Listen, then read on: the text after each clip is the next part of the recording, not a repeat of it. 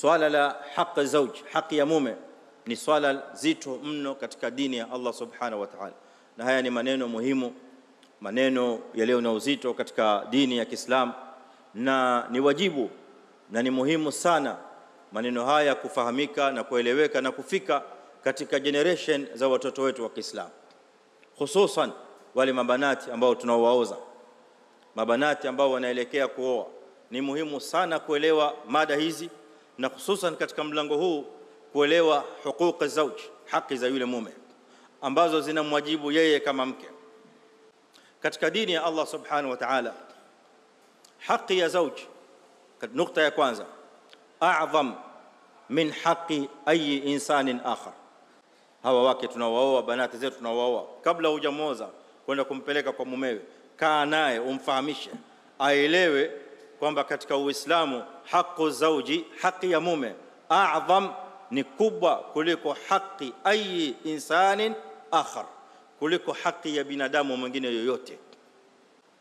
Binti wa Kiislamu akishaingia katika mikono ya mumewe pale baada ya kuozwa, basi haki ya yule mume ishakuwa kubwa kuliko haki ya mtu mwingine yote, kumshinda hata babake na mamake, zaidi ya baba na mama. Maneno ya mume yanatangulizwa kuliko maneno ya baba na mama. Hii ni ibara ambayo inatupa ufahamu wa kuelewa uzito wa haki zawji ma huwa.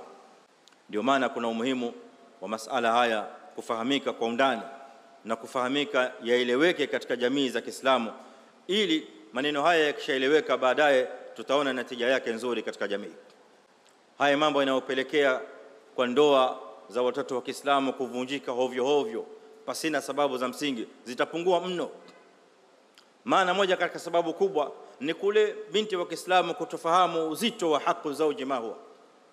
Unasikitika sangine binti wa Kiislamu aweza kupewa, anaishi chini pamoja na mumewe, lakini mumewe akimwambia jambo binti wa Kiislamu amwambia lakini babangu anasema. Mume amwambia jambo binti wa Kiislamu amwambia lakini mamangu anasema. Hajafahamu bado ma huwa idham haqi zawji alaiha, hajaelewa uzito wa haki ya mume juu yake yeye yule binti. Ushahidi wa maneno haya katika hadithi alizoziweka Imam Nawawi rahimahullah ta'ala, hadith ya Abi Hurairah radhiyallahu anhu, rawahu Tirmidhi wa qala isnadun hasan au hadithun hasan. Hadithi ya Mtume sallallahu alaihi wasallam anasema ndani yake, hadithi nzito, usikizeni ili tuelewe uzito wa haki ya mume juu ya mkewe. Qala sallallahu alaihi wasallam, law kuntu amiran ahadan an yasjuda li ahadin la amartu almar'ata an tasjuda li zawjiha. Lau kama mimi, Mtume sallallahu alaihi wasallam anasema, lau kama mimi nilikuwa ni mwenye kutoa amri ya mwanadamu kumsujudia mwanadamu mwenziwe, mtu kumsujudia binadamu mwenziwe, la amartu almar'a, ningemwamrisha mke an tasjuda li zawjiha, amsujudie mumewe. Angalia maneno mazito sana ya Mtume sallallahu alaihi wasallam. Ma maana hadha kalam?